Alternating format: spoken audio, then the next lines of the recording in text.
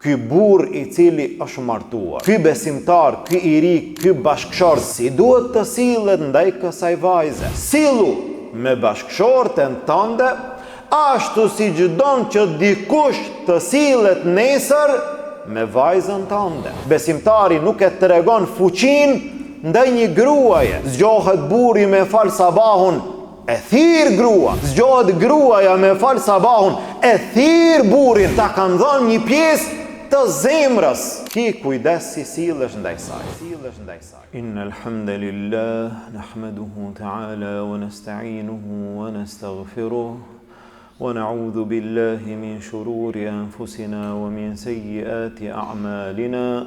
من يهده الله فهو المهتد ومن يضلل فلا هادي له وأشهد أن لا إله إلا الله وحده لا شريك له وأشهد أن محمدا عبده ورسوله اللهم صل على محمد وعلى آل محمد كما صليت على إبراهيم وعلى آل إبراهيم إنك حميد مجيد اللهم بارك على محمد وعلى آل محمد كما باركت على إبراهيم وعلى آل إبراهيم إنك حميد مجيد Falënderimi takon Allahu subhanahu wa ta'ala, atë falenderojmë dhe vetëm prej tij ndihmë dhe falje kërkojmë. Salavatet dhe selamet tona ja dërgojmë dashurit ton Muhammedit sallallahu alaihi wasallam, familjes tij, shokëve të tij dhe gjithë atyre që e pasojnë rrugën e tij deri në ditën e gjykimit. Vëllezër të nderuar, me lejen e Allahut azza wa jall vazhdojmë së bashku në hijen e temave të cilat kanë të bëjnë me çështjet tona të përditshme, me disa ibadete të caktuara, me disa adhurime të caktuara, në të cilat Allahu azza wa jall na tregon neve si besimtar, si musliman, ku I kemi kufit dhe si duhet të qëndrojmë dhe si duhet të reagojmë, e në përgjithësi si duhet të jetojmë si musliman. Jemi së bashku në kapitullin e martesës, ku kemi përmendur disa tema të rëndësishme njëra pas tjetrës, derisa kemi arritur në tema që kanë të bëjnë me të drejtat bashkëshortore, cilat janë të drejtat e burrit dhe cilat janë të drejtat e gruas, cilat janë të drejtat e bashkëshortit që Allahu, që Islami ja ka caktuar atij, dhe cilat janë të drejtat e bashkëshortes besimtares që Islami I ja ka caktuar asaj. Dhe në momentin e ngatërimit të këtyre të drejtave, atëherë fillojnë problemet dhe përplasjet ndërmjet dy bashkëshortëve. Andaj është mirë që secili prej nesh dhe secili besimtar, secili bashkëshort dhe bashkëshorte ta di vendin e tij, pozitën e tij, të drejtën e tij, që ja ka caktuar Allahu azza wa jall në mënyrë që jeta e tyre të ecë ashtu si duhet, ashtu si kërkohet, në lumturi dhe në harmoni në mesin e tyre. Pasi kemi përmendur disa të drejta, një pas një, të cilat I takojnë burrit, I takojnë bashkëshortit, me lejen e Allahut azza wa jall kalojmë tek pjesa tjetër, të drejtat të cilat I takojnë gruas, të drejtat të cilat I takojnë bashkëshortes besimtare. Ajo I ka të drejtat e saja. Kush I caktoi ato? Ato I caktoi Allahu azza wa jall. Na I përcjelli pejgamberi sallallahu alaihi wasallam. I gjejmë në ajete dhe në hadithe dhe ne si musliman duhet të ju përmbahemi atyre.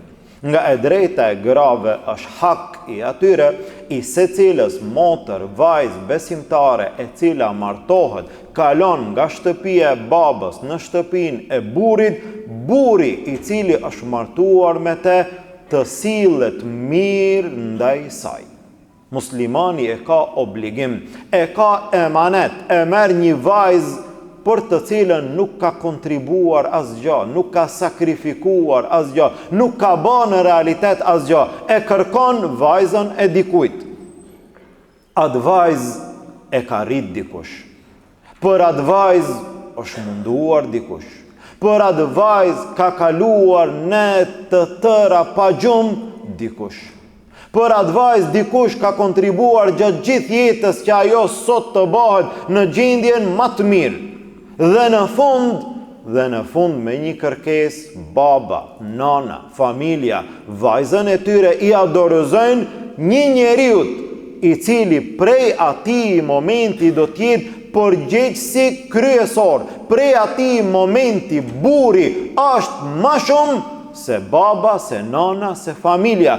Gruaja prej atij momenti më shumë t'i ka përgjegjësi ndaj burrit. Respektin më të madh më shumë duhet t'i ban burrit. Tash, ky burr i cili është martuar, ky besimtar, ky i ri, ky bashkëshort, si duhet të sillet ndaj kësaj vajze?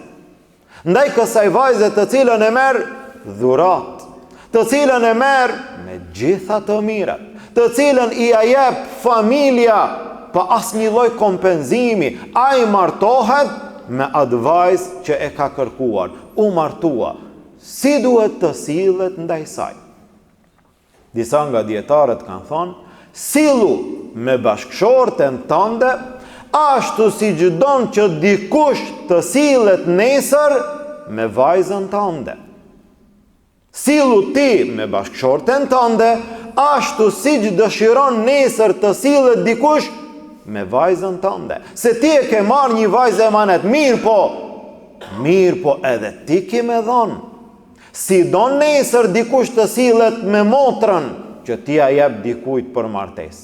Me vajzën tënde që ti nesër ja jep dikujt për martesë. Me një familjare tënde, si dëshiron të sillet dikush ashtu edhe ti sillu me atë vajzë që e ke marrë bashkëshorte. Si duhet të sillemi? Tha Allahu Azza wa Jall, wa ashiruhunna bil ma'ruf.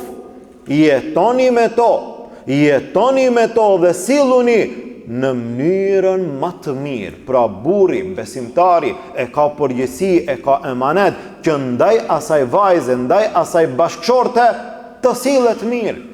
Dhe mos të mundohet që ta shfrytëzon dhe aty ta tregon burrnin e tij, trimrin e tij, guximin e tij. Sa janë ata njerëz të cilët ndoshta nuk kanë guxim jashtë, nuk kanë trimri jashtë, nuk paraqiten para burrave burr, mirë po para grave e tregojnë një gjë të tillë. Dhe kjo nuk i takon besimtarit.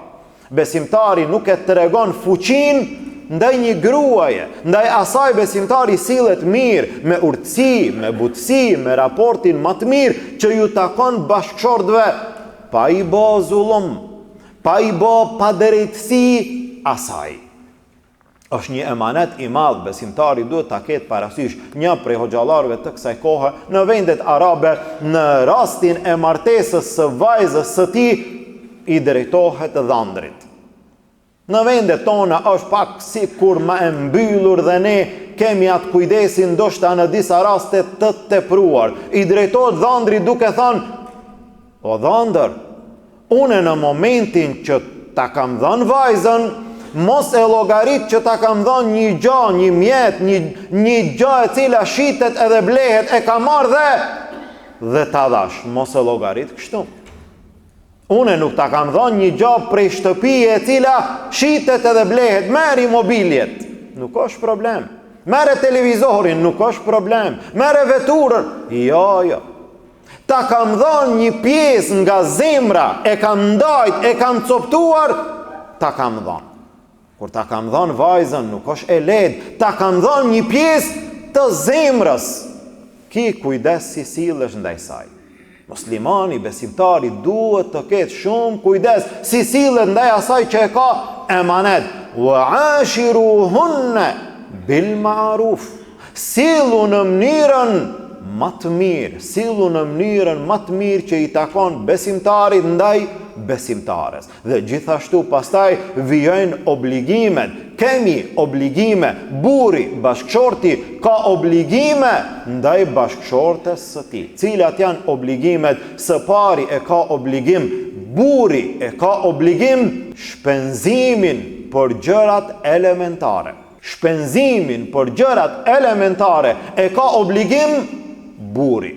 Prej ati momenti që martohet, ban nikah, u kry. Prej ati momenti buri e merë përgjegjësinë për çdo shpenzim të gjërave elementare. Dhe aty hin vendbanimi, aty hin veshmbathja, aty hin ushqimi. Këto trija duhet t'i siguron bashkëshorti. Allahu Azza wa Jall e caktoi burrin bashkëshortin si udhëheqës në familje. Për çfarë arsye? Një prej arsyeve, bima faddala Allahu ba'dahum ala ba'd, nga sa Allahu ju dha disa gjëra burrave që nuk i kanë gratë, wa bima anfaqu min amwalihim, dhe për shkak se burrat shpenzojnë. Kush shpenzon në momentin që bëhet martesa? Kush e mban familjen? Burri, bashkëshorti. Kush e cakton dhe kush shpenzon për vendbanimin? Burri. Kush shpenzon për ushqimin e familjes? Burri. Kush shpenzon për veshmbathjen e familjes? Burri. Këto përgjegjësi, këto obligime i takojnë burrit. Po nëse gruaja shpenzon, nuk ka asnjë lloj problemi, është në rregull. Mirë, po kush e ka obligim? Obligim e ka burri. Në momentin që burri nuk shpenzon dhe gruaja shpenzon, atëherë një lloj përgjegjësie dhe një lloj udhëheqësie në familje e merr gruaja. Nga se ti udhëheqës në familje je për disa arsye, në momentin që arsyet të mungojnë, apo të dy bashk shpenzojnë njëjtë, 50-50, atëherë gradualisht edhe përgjegjësinë e ndajnë 50-50.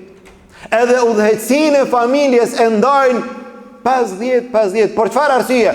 Po ti shpenzon edhe ajo shpenzon. Andaj shpenzimi për familjen i takon burrit.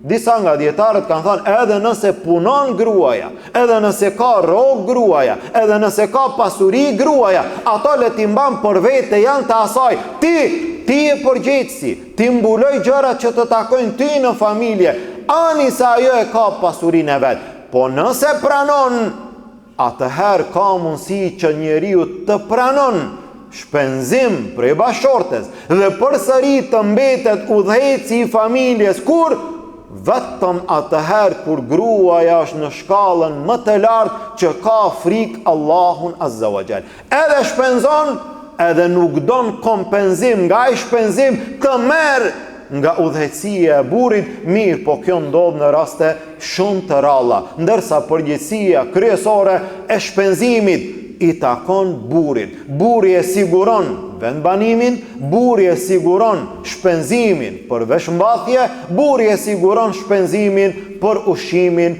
e familjes. A mjafton me kaq? A mjafton që burri t'i siguron në familje këto gjëra dhe unë e kam kryma? Unë i kam bë ato që duhet, ato që më takojnë, unë i kam bë dhe tash është krejt në rregull. Është një përgjegjësi më e madhe burri, bashkëshorti të ketë kujdes së pari për vetveten dhe pastaj për dinin, për imanin e familjes së tij. Burri e ka obligim, a kujdesesh për familjen që t'i asigurosh bukën, ushqimin, veshjen e imanin, po ajo e di imanin e vet. Ani megjithatë ti si burr ki përgjegjësi.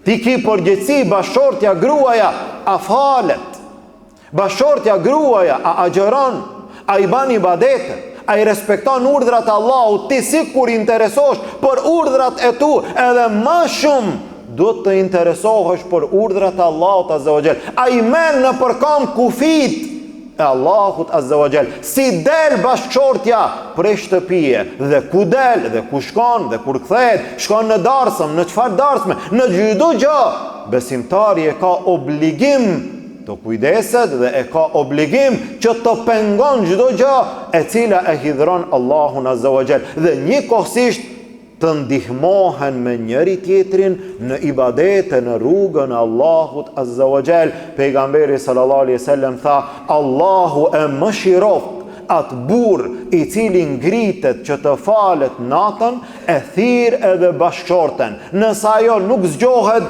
i hudh ujë asaj. Dhe Allahu e mëshiroft atë grua, atë bashkëshorte e cila e thret burrin, Çu falu, nëse nuk zgjohet, i hudh ujë asaj. Allahu i mëshiroft këta dy bashkëshort të cilët kujdesen për imanin e njëri tjetrit. Zgjohet burri me fal sabahun, e thirr gruan. Zgjohet gruaja me fal sabahun, e thirr burrin. Zgjohen të dy për ibadete, e thrasin njëri tjetrin, ta ndihmojnë atë në rrugën e Allahut, në rrugën e xhenetit, që jo vetëm në dunja, po edhe në ditën e gjykimit, edhe në ahiret, edhe në xhenet të jenë bashkë. Andaj burri ka obligime ndaj gruas, gruaja ka hakun e saj, dhe gjithashtu nga haku i saj janë edhe disa tema dhe disa çështje tjera, pika tjera të rëndësishme që i ka caktuar feja Allahut Azza wa Jall, e që mbetet të vazhdojmë në ligjëratat e ardhshme, nëse Allahu Azza wa Jall na mundson. Ne lutim Allahun Azza wa Jall, Allahu të na jep lumturi në familjet tona, Allahu të na jep harmoni në familjet tona, Allahu të na jep jetë islame në familjet tona. E lutim Allahun Azza wa Jall nga fjalët që i dëgjojmë të marrim mësim edhe të praktikojmë. Amin. Walhamdulillahi rabbil alamin. Wa subhanaka Allahumma bihamdik, ashhadu an la ilaha illa ant, astaghfiruka wa atubu ilayk.